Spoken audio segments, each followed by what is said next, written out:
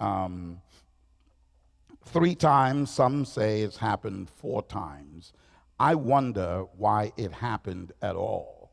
And it's just an interesting thing to me because I believe in my journey in Islam that religion, period, right, is about the heart, right? It's about the heart, right? If your religion, I don't care what religion you are, you could be Buddhist, you could be whatever. If your value system doesn't penetrate the heart, I don't know what good it's doing. I don't know, like, what good is it doing? And so one of the things I'm talking about is when the Prophet sallallahu alaihi wasallam was a young boy, and the tradition says that Jibril alayhi salam came down and washed the Prophet's heart and took out a black spot. And the tafsir says that that occurred so that the shaitan could not find anything within him to attach itself to. And then the scholars say that when he received revelation, this is the second occurrence, that at that time he had another heart surgery. That the angels again washed his heart so that his heart can be pure to receive the revelation. And then again, when he was, just before he was taken to the 7 heavens for the Isra and the Miraj, and the angels came down for the 3rd time and washed his heart so that he can be prepared to stand before Allah, to stand before the presence of God.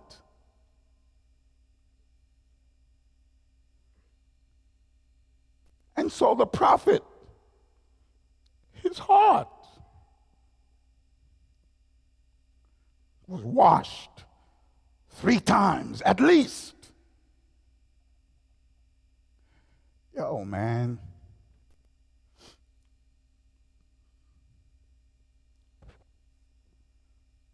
You got to think about that, right? You got to think about that. How you walking around here, man, and your heart is not clean?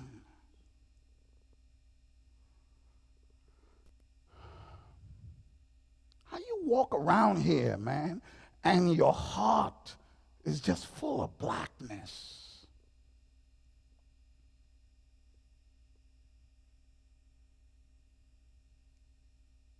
This deen is meant to purify our hearts, to purify our intentions, to purify our behavior. Right? That's what this deen is meant to do, right? And that's what this thing is about. It's about purifying who we are as people.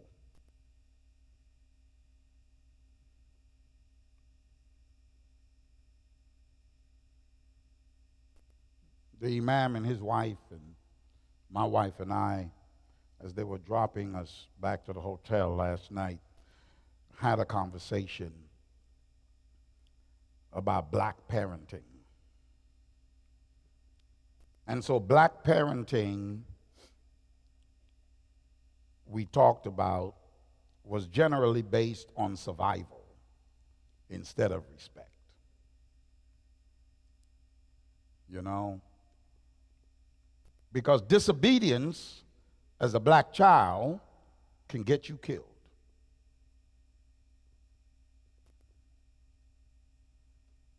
And so black parents have got to tell their children how to put their hands up, how to leave your hands on the wheel when you get stopped by law enforcement.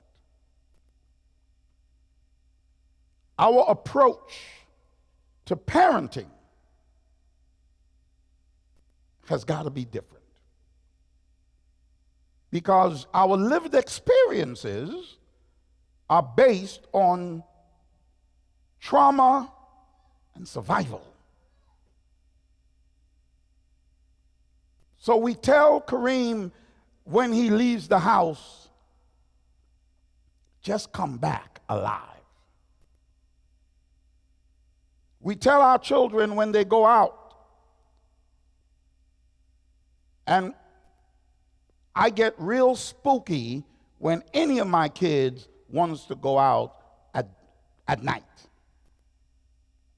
especially my sons. You know? I remember when we were living in Roosevelt Island in New York, and my sons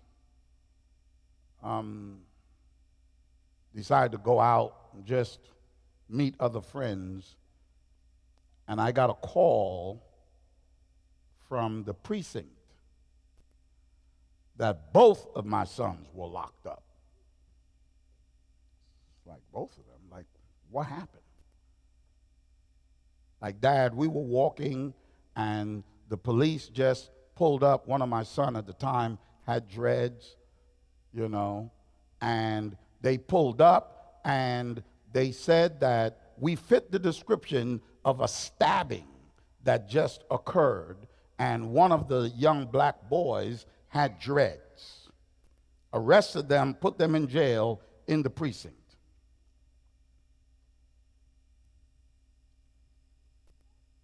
So, of course, I got into lawyer mode like right away.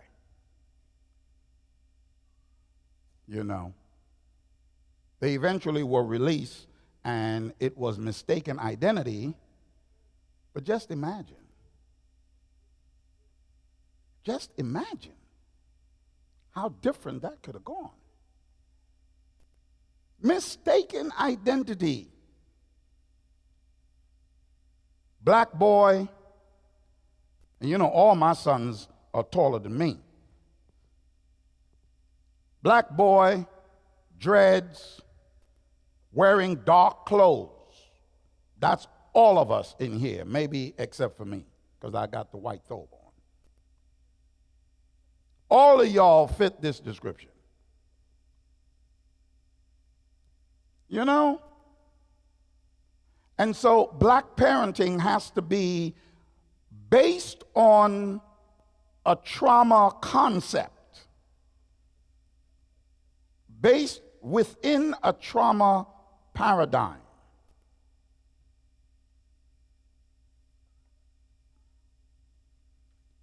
Trauma Psychology 101, and I'll go a little faster as we get closer to the Salat. As I explained before, the body reacts before the mind explains. And you see the reference up there. And at the end of this, if you need the scholarly article references from peer-reviewed experts, I'm happy to give it to you. So the first thing that happens is a trigger. You all hear about that. Oh, I was triggered, and people use it, you know, in regular common parlance. Oh, I was triggered, ha, ha, ha. If you even know what that means.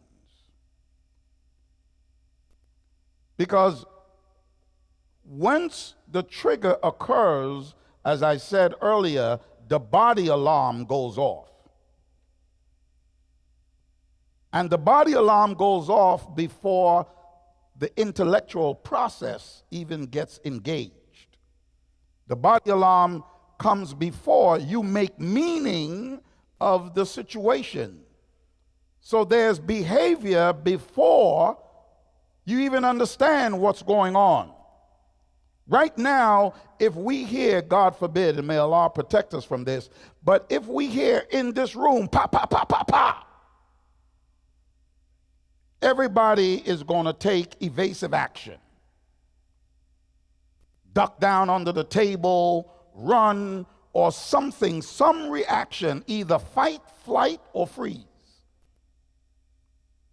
Because the body, alarm goes off, and there is a reaction. And after you down under the table, then you ask, what was that? Nobody asks, pa, pa, pa, pa, pa, oh, what's going on here? No. There's a reaction first. Then there is trying to make sense of what was happening. And this is what happens, brothers, in your everyday life at home. You react before you understand what's really going on. That's why breathing exercises. That is why dhikr Allah, remembering Allah so that the heart can find rest. There's science in the Quran. Dhikr Allah so that the heart can find rest. This is why, now in society, in westernized society, we have big words for it now. We call it mindfulness. They stole that from Islam. Let's call it what it is, people. It's dhikr, remembrance. And so when something happens, brothers and sisters, I have news for you. When something happens in your life, remember Allah. Take a minute. I'm guilty of it too. Take a minute. Step back. Make your assessment before you act, before you react. And brothers, I know these sisters can push you. I got one. But I'm telling you, yo, remember Allah. Remember Allah. Because what happens is there's a trigger, there's a body alarm, then you try to make sense of it, and then immediately you go into protection mode. And that protection mode for the sisters is that mouth. Hello. Y'all don't get mad at me.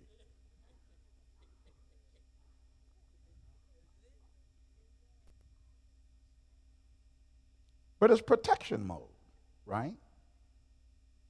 It's defense mode.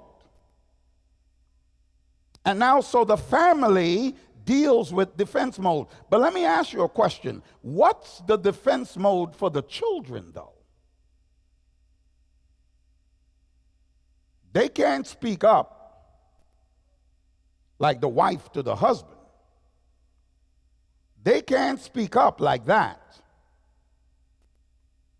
So what is their escape? What is their defense mechanism? Now you're beginning to understand why they out there in the streets like that. Because that's their defense mechanism. Fight, they can't. Because both mommy and daddy, if they're real black, they tell them, I brought you in this world and I can take you out. So there's no fight. Okay? Some kids freeze. Some kids just go to the room. And of course now what happens? They get on social media. Right away. And you blocked, so you can't see what they're writing about you. Okay? Or there's a flight. Okay? And today's kids, they flee by escapism. They go on social media and they're in another world. And they're talking to this one, talking to that one, and there's a flight. And if they're in college, forget about it. They're not paying you any attention at all. Because now they're out of your house. And so we have young people leaving the dean because they cannot react in the home in a protective way, and there is no escape hatch in the home that allows them to express their feelings. The home is not a safe space for them. So they can't react. They don't feel safe enough to react. Trauma lives in the nervous system. A raised voice, silence, criticism, all of these can trigger past wounds. Okay? Now let's look at how trauma, or what trauma-driven family systems look like. So on the one hand, you have the trauma-driven system that is characterized by hypervigilance, by defensiveness, by control, by withdrawal. We talked about all of that. But on the other hand, what about the love responses? What are the love responses? You have emotional safety. And this is what we have to provide in our homes, brothers. We have to provide emotional safety. And sisters, you have to give the brothers space that they can be emotionally vulnerable, because by nature, men don't feel heard. By nature.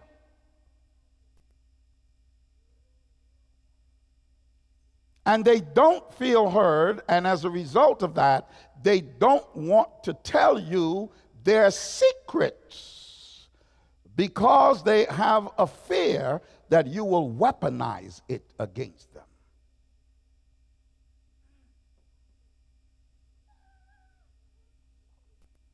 Emotional safety is the mutual responsibility of both parties.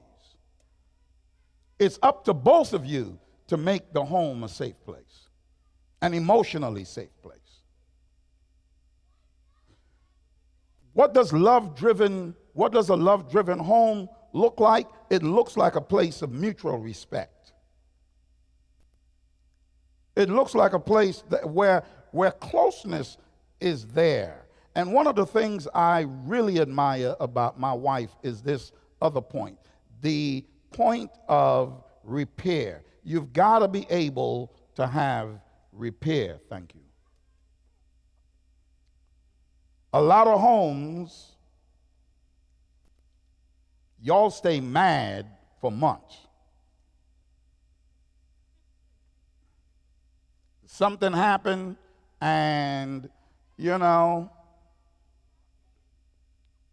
3 days. Y'all don't know these American sisters. 3 days.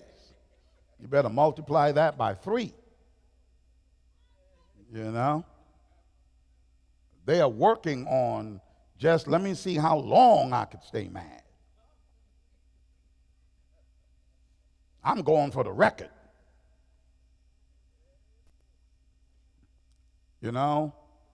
We've got to be able to repair, right? We've got to be able to, when a situation occurs, we've got to be able to repair. And that's the first thing I recognized from my wife when I got married, is like, oh, okay, she repairs quickly. No, listen, that's a blessing. Because now you try to be mad at me for days on out, and now I get into my feelings. you know? So now it's a back and forth, you know? And a month goes by and nobody ain't saying nothing. Okay? Gotta have repair. Trauma-driven versus love-driven priorities. How can families succeed anyway? How can we succeed in spite of this trauma psychology roadmap? Well, we've got to build new adaptations that serve love rather than fear. And how we do that? We do that by having what is called conflict boundaries, right?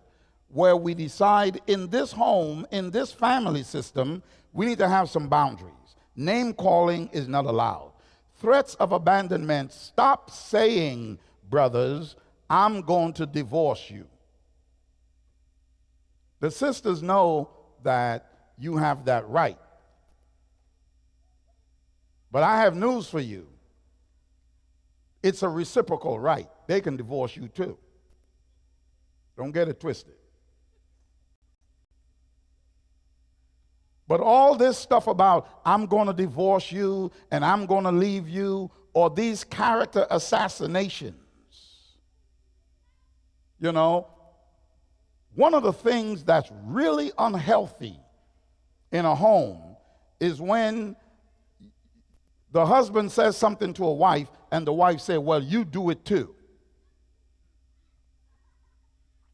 Or the wife says something to her husband and he says, well, you do it too, and then going back for receipts. Well, 2 weeks and 5 hours ago, I had said something to you, and that's when you did it. And then you go back, and brothers, you can't remember like the sisters, except for my wife. My wife can't remember what she had for breakfast, so I have that. Listen, that's a blessing. Yo, that's a blessing. You know?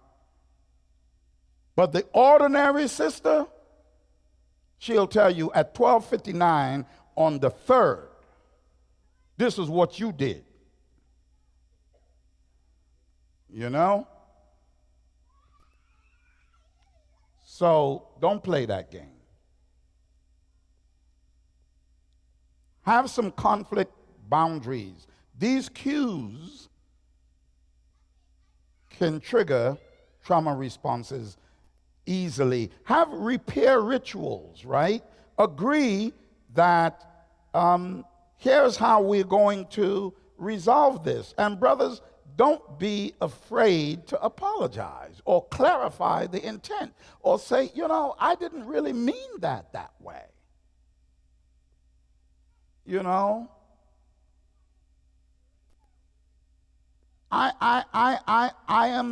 That wasn't my intention. You know?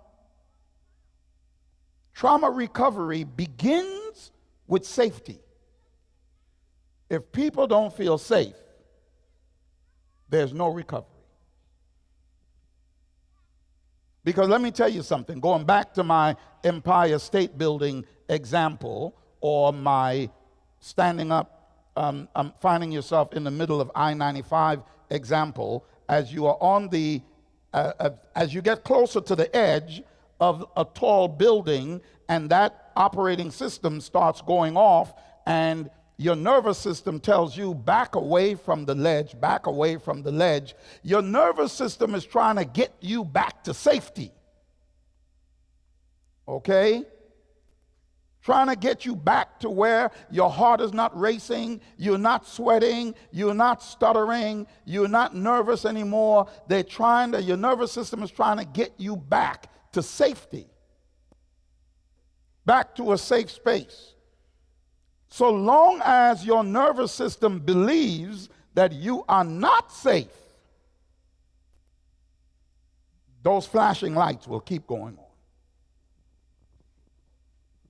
on. Okay? In my example, if you hear pop, pop, pop, pop, right here, and you dive under the table, you will not raise up again Law enforcement, they do what? They call the all clear. All clear? That means everyone can come back now. Okay? Your nervous system have got to hear that all clear. If that all clear is not announced or pronounced, you are staying under the table. You're staying hidden. Because you're still traumatized. The experience of trauma is still going on. And so, brothers and sisters, we've got to have homes that is safe. It has to be a safe zone where the all clear is always in effect. The cycle of mistrust and conflict. It's important to go through that, and we'll go through that in the workshop. Brothers and sisters, if you recognize that there's a trauma situation in the household, treat the trauma, not just the family. Because a lot of us try to communicate our way out of untreated trauma. I've got news for you. You cannot rationalize untreated trauma. You cannot communicate yourself out of trauma. Stop trying to diagnose yourself and stop trying to trick yourself or treat yourself like that. It doesn't work. You cannot communicate your way out of untreated trauma. You've got to treat the trauma. Evidence shows that trauma-related health symptoms are tied to partner aggression risk in black adults. We've got to be able, folks, to treat our trauma in our family, both the individual members and couples, healing our nervous systems and healing our families at the same time. Brothers, I know that you build a protective family structure. I know that somewhere in the house, you've got that banger hidden. If you don't know, I'm not going to explain it any further. You know? Because brothers feel that way, right? Brothers have a duty to protect. And you take that duty seriously. I know you do, because I do too. And you tell that to the sisters. I'm here to protect you. You know? I'm your man and I'm here to protect you. In the Christian tradition, when you walk the sister down the aisle, she walks down the aisle with her dad. But she walks down on his left side. I don't know if you've ever noticed that. But when she takes your hand, she goes on your right side, representing your side of strength. And so you walk her out the church or out of the hall, and you've got her on your right arm, saying to her, I got you. But you are limited in your understanding because you only protect her from physical danger. Your job is to protect her from all danger. And your job is not to cause harm to her, but to protect her, meaning to protect her from anything that is harmful, to protect her from financial ruin, to protect her from emotional ruin, to protect her from psychological catastrophe, to protect her from all harms. And your job, sister, is to cover him from all harms. To be his cover from all harms.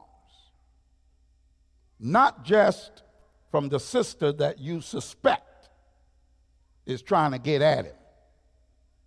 Because you're quick to say, honey, you better watch that sister because she's, you know what I mean? She's getting a little close, you know? I understand you protecting your territory. That's normal with every female species, you know? But in Islam, you cover him. You cover him. But brother, it is your obligation to build a protective family culture. That's your obligation. And let me tell you something, both sisters and brothers, a family system doesn't just happen. And I want you to talk to me now. What's this word right here? I can't hear you. I can't hear you. Say it like you mean it. Intentional. A family system is intentional. You have to mean it. You have to work towards it. It doesn't just evolve. And this is what we've got to tell our young people. Stop rushing to marry these young kids until you train them. Ladies and gentlemen, I've got news for you. If marriage is half your deen, it should also be half your education.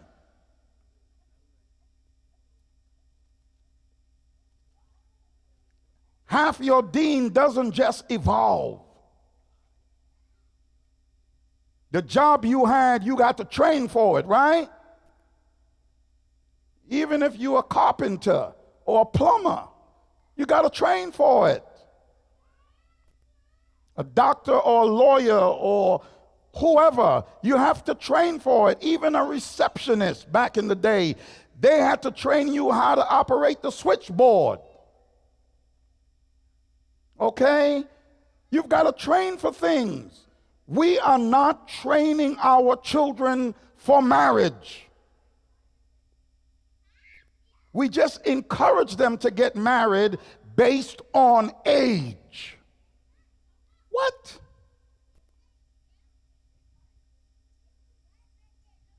How many parents in here right now? How many parents? Raise your hand high. Let me see them. How many parents? Okay. All right, put your hands down. Now, how many 18-year-olds that you know really know what they're doing? Now put your hands back up.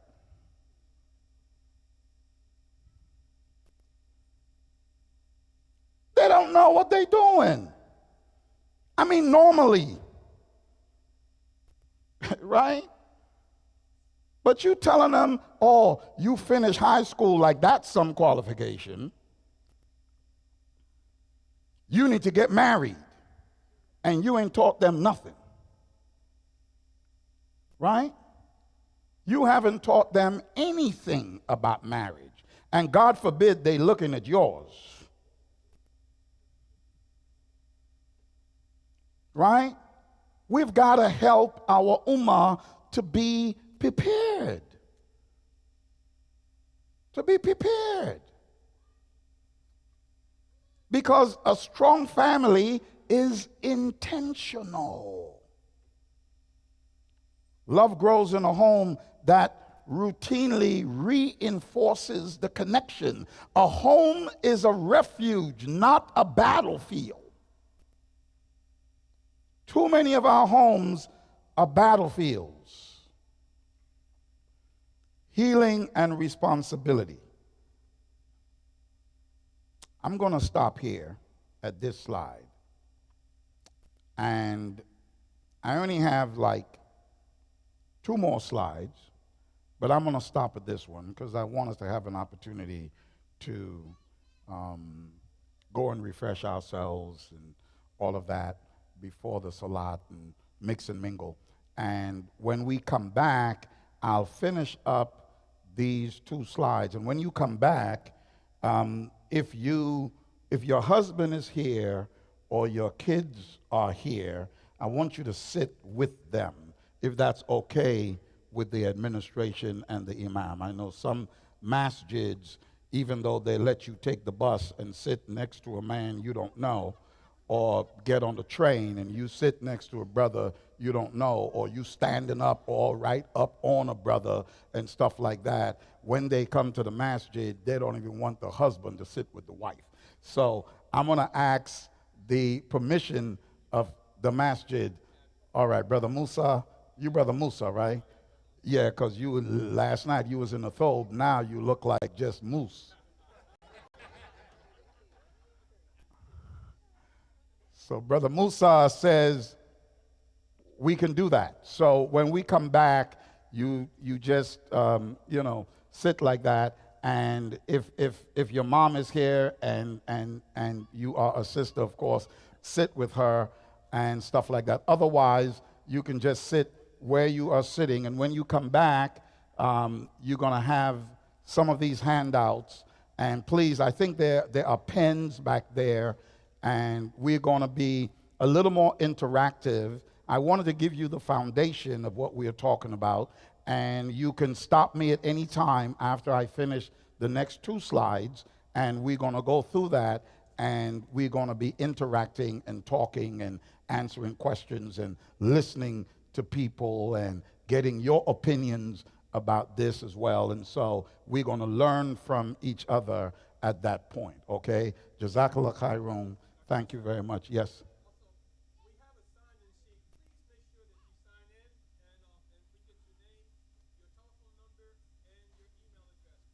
Okay, so please sign in and put your name, address, or your name, phone number, and email address on there so that we can have a record of that. Thank you very much. Allahumma salli ala Muhammad wa ala alihi wa sahbihi wa sallam. We will see you in the next 20 minutes or so. Assalamu alaikum wa rahmatullahi wa barakatuh. Dr. Yusuf Malik Frederick.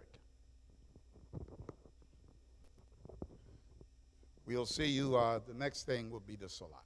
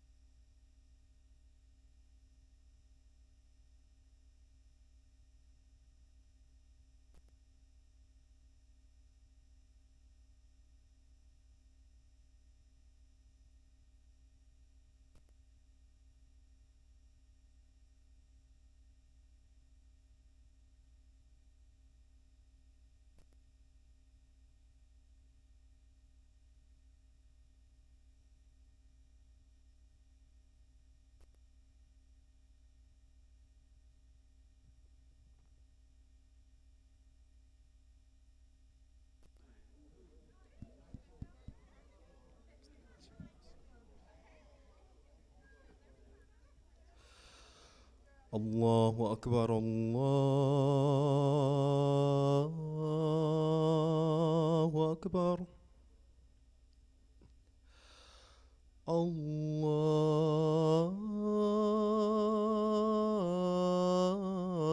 الله أكبر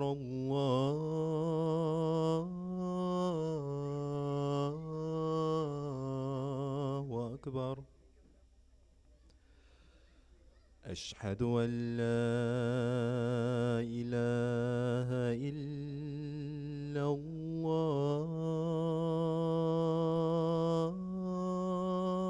الله أشهد أن لا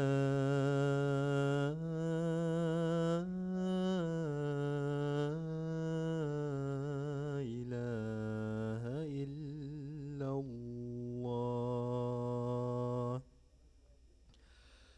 أشهد أن محمدا رسول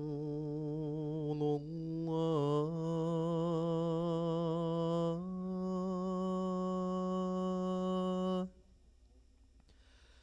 أشهد أن محمدا رسول الله حي على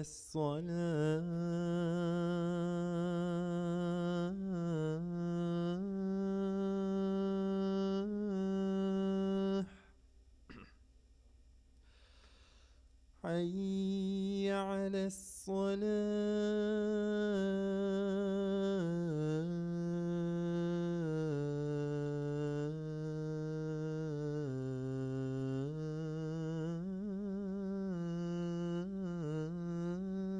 الصلاة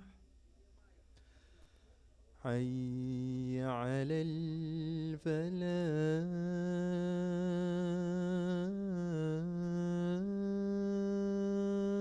الفلاح حي على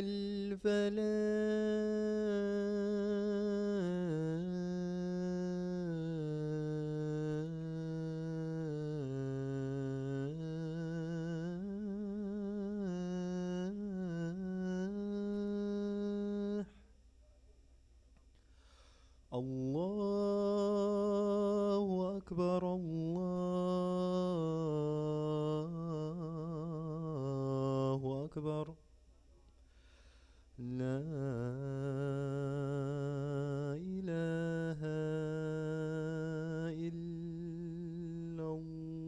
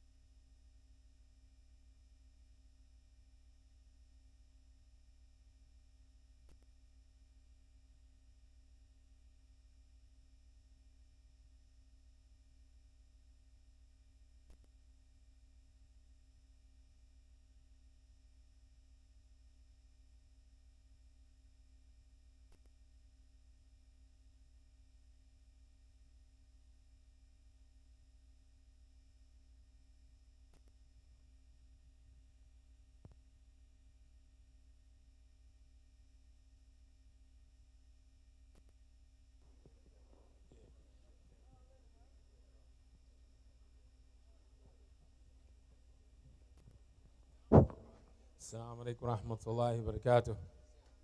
Assalamu alaikum warahmatullahi wabarakatuh. Okay, so the refreshments, the cakes and the drinks you can get now, but the sandwiches will come inshallah after Salatul Dhuhr. Jazakallah for everybody that came out, that turned out, that showed up to participate. The next part of the event, we want to make it that the families and the relationships that came here together, that you group up. All right? It's imperative that the next section, the families and the partners that came together, that you group up. All right? And I also want to say, alhamdulillah, we may have some people with us that are learning about Islam, that are interested in Islam. So if you see a new face, or people just visiting us, if you see a new face, be open, be humble, be service oriented, inshallah ta'ala, okay? Jazakallah khairan. We're going to pray, and then after the salat, make some sunnahs, but don't take too long. Recite Surah Al-Baqarah and your sunnahs, all right? We're going to get back to it, inshallah. Jazakallah khairan. Huh? This is true.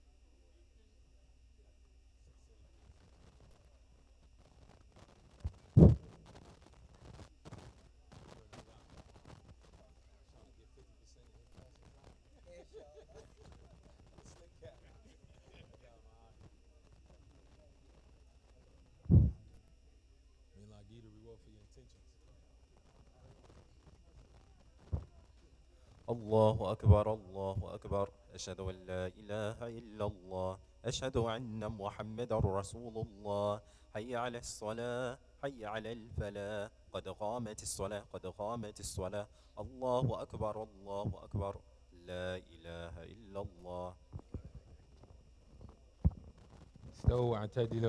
So we got an open competition going on, brothers and sisters. The sisters is saying like the brother's not going to stay after the salat for the program. So I told them that the brother